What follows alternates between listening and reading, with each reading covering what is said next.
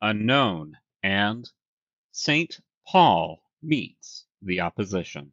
Written by David Breeden, read by Justin Bovey.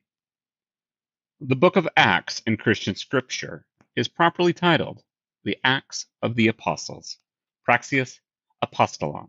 The book was written somewhere between 80 and 90 of the Common Era and contains the triumphalist story of the rise of Christianity in the Roman Empire. Chapter 17 contains a narrative of the meeting of paganism and Christianity from the Christian point of view.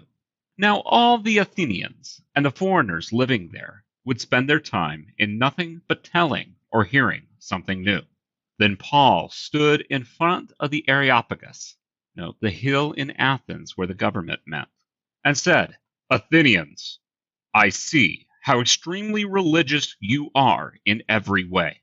For as I went through the city and looked carefully at the objects of your worship, I found among them an altar with the inscription, 'To an unknown God.' What therefore you worship as unknown, this I proclaim to you. The God who made the world and everything in it, he who is Lord of heaven and earth, does not live in shrines made by human hands, nor is he served by human hands, as though he needed anything, since he himself gives to all mortals life and breath and all things." The NRSV, verses 21 through 25.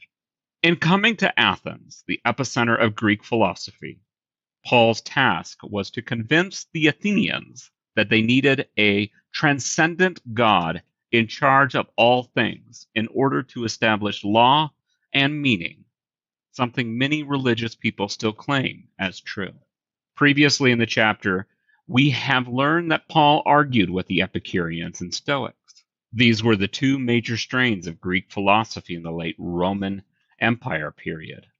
The triumphant Paul describes the God who created the universe, unknown to the Greeks, the God who made the world and everything in it. The relation of this deed as fact establishes, in his mind anyway, Paul's God as the real and true maker and ruler of the universe. Reflect on what we are seeing in the scene from the book of Acts.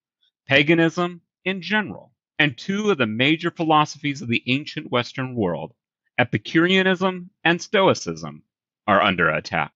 Having been raised Pentecostal with the King James Version of the Bible, I often prefer that phrasing.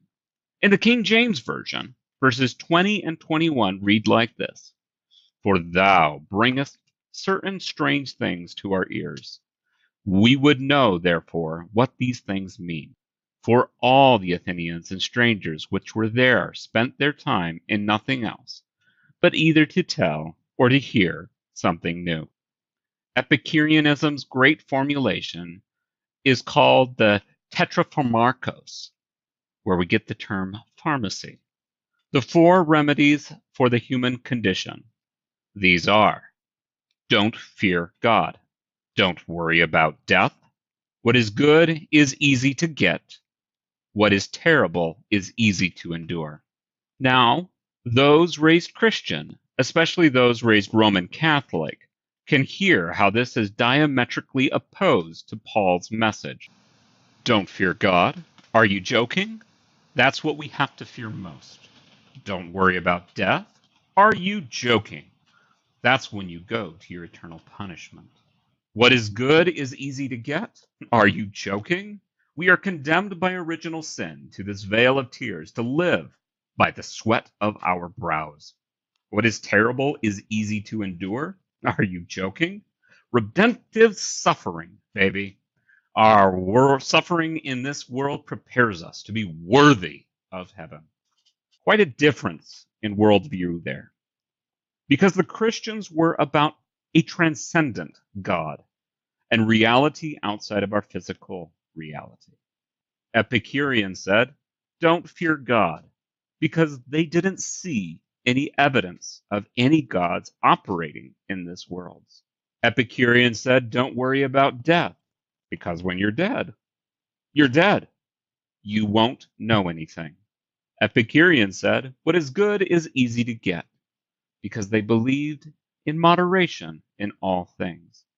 Epicureans said, what is terrible is easy to endure, because extreme pain is temporary. You get better or you die. A clash of cultures. And Christians, as they slowly seized power, especially despised Epicurean philosophy. Thus, the term Epicurean has a negative connotation to this day. Praxeas Apostolon had one thing right. Paul was on a roll with his new religion and his unknown God. Next week, Paul and the Stoics.